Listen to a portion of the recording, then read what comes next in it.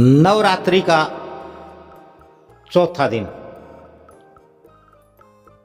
चतुरथ नवरात्र। नवरात्रि के चौथे दिन मां कुष्मांडा की पूजा का, उनके पाठ का, उनकी आराधना का विधान है। कुष्मांडा का अर्थ है हल्की मंद मुस्कान, जैसे कोई हौले हल्के से मुस्कुराता हो। जो सबसे प्यारी हंसी होती है, जिसे हम मंद मुस्कान कहते हैं, हल्की मुस्कान कहते हैं। मंद मुस्कान कुष्मांडा यानी अंडा, जिससे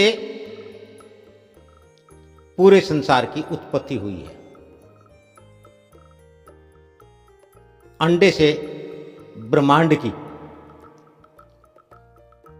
उत्पत्ति हुई है। इसलिए आज की चौथे दिन की इस आराध्या देवी को मां कुष्मांडा का नाम दिया है। पहले के 3 नवरात्रे 3 दिन हमने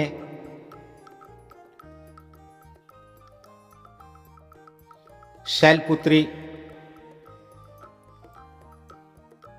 अर्थात कठोरता, ब्रह्मचारिणी, ब्रह्मचर्य के द्वारा चंद्र घंटा,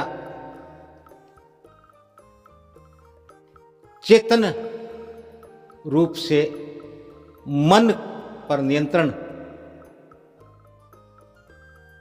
इन रूपों में हमने मनाया। और आज नवरात्रे का दूसरा भाग, क्योंकि मैं शुरू से चर्चा करता आ रहा हूं कि हमने इन नवरात्रों को 3 भागों में विभक्त किया है। आज नवरात्र के दूसरा भाग आरंभ होता है, अर्थात आज चौथे दिन मां कुष्मांडा के द्वारा उनकी हल्की हंसी, खूबसूरत मुस्कान के द्वारा ब्रह्मांड की उत्पत्ति होती है। इस ब्रह्मांड की उत्पत्ति का अर्थ है इन नवरात्रों के रूप जो हम मना रहे हैं। आज इसका महत्व यह है कि हम ये मान के चले, हमने तमोगुण का ह्रास कर दिया है, उनका खात्मा कर दिया है, और आज हमें एक नया जीवन मिला है, नया जन्म मिला है। इसलिए हम मां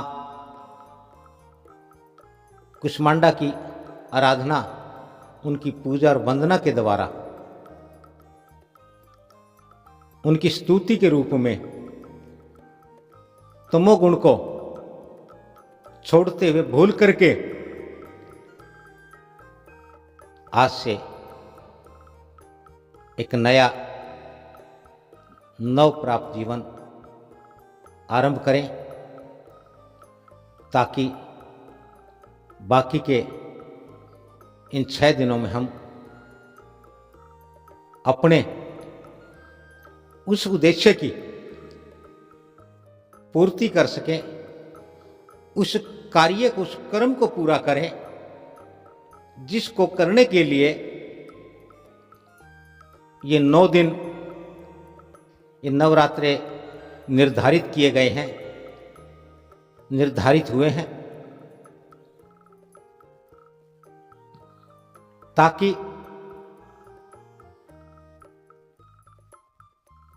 हम शेष बचा जीवन, जिसमें हमें बहुत कुछ करना है, बहुत कुछ पाना है, और फिर अंतत सब यही छोड़ करके हमें मुक्त हो जाना है, उस उद्देश्य की, उस मनोरथ की पूर्ति और प्राप्ति के लिए हम आज के दिन माँ कुष्मांडा की इस रूप में आराधना करें कि हमारा जन्म हुआ है और हमारा जन्म किस उद्देश्य के लिए हुआ है, हमारे जीवन का क्या अर्थ रहेगा, क्या मनोरथ होगा। इसलिए अपनी निरंतरता, नियमितता, संतुलन बनाए रखते हुए हम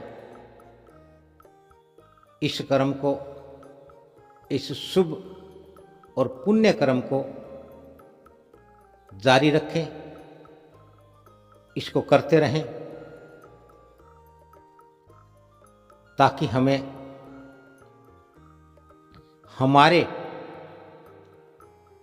जन्म का, हमारे जीवन का अर्थ पूर्ण हो और हम पूर्णता को, निश्चिंतता को प्राप्त हों।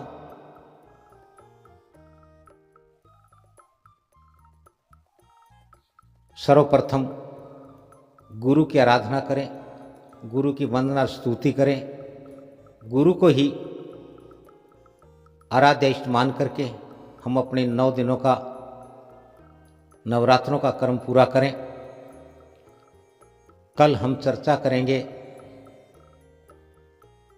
नवरात्र के अगले 5वें दिन की, 5वें नवरात्र की।